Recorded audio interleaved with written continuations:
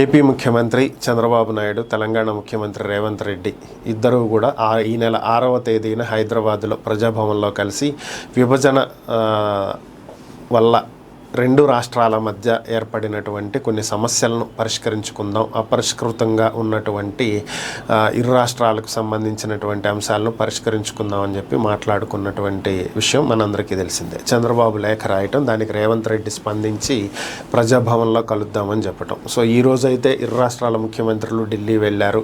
త్వరలో కేంద్రం బడ్జెట్ ప్రవేశపెట్టనున్నటువంటి నేపథ్యంలో ఇద్దరూ కూడా తమ తమ రాష్ట్రాలకు రావాల్సినటువంటి వాటిని ఇంకా కొంచెం ఎక్కువ ఇవ్వండి అని చెప్పి అడిగేటువంటి ప్రయత్నం చేశారు. చంద్రబాబు నాయుడు రేపు కూడా ఢిల్లీలోనే ఉంటారు. పలువురు కేంద్ర మంత్రులతో ఆయన సమావేశాల అనంతరం రేపు సాయంత్రం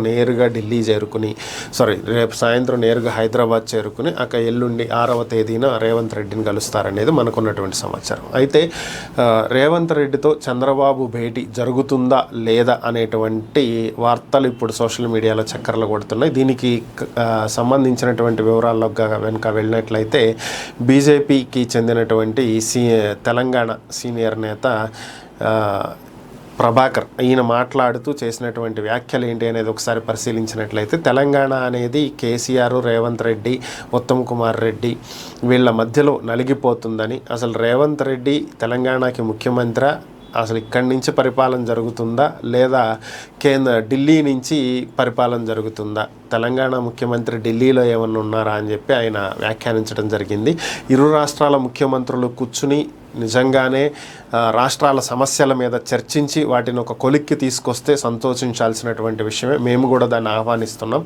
కానీ వాస్తవానికి రేవంత్ రెడ్డి మరి చంద్రబాబుతో భేటీ అయ్యేటువంటి విషయాన్ని కాంగ్రెస్ అధిష్టానానికి తెలియజేశారా, కాంగ్రెస్ అధిష్టానం దీనికి ఒప్పుకుందా, అసలు జరిగేటువంటి అవకాశాలు ఉన్నాయా, ఇవన్నీ చూస్తే మాకు అలా ఏమీ అనిపించట్లేదు.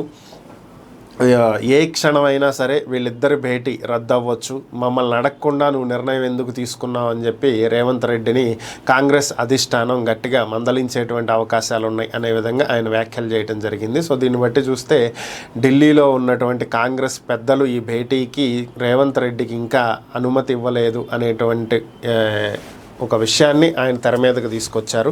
మరి ఇందులో ఎంతవరకు వాస్తవాలు ఉన్నాయి అనేది అయితే తెలియదు. కానీ మరి రెండు రాష్ట్రాల ముఖ్యమంత్రులు భేటీ అవ్వటానికి సిద్ధపడి దానికి తగినటువంటి ఏర్పాట్లు చేసి ప్రజాభవన్లో సెక్యూరిటీని చెక్ చేసి కావలసినటువంటి ఏర్పాట్లు చేసి అంతా సిద్ధం చేసిన తర్వాత ఇలాంటి వార్తలు అనేవి నిజంగా చర్చనీయాంశమే అవుతాయి.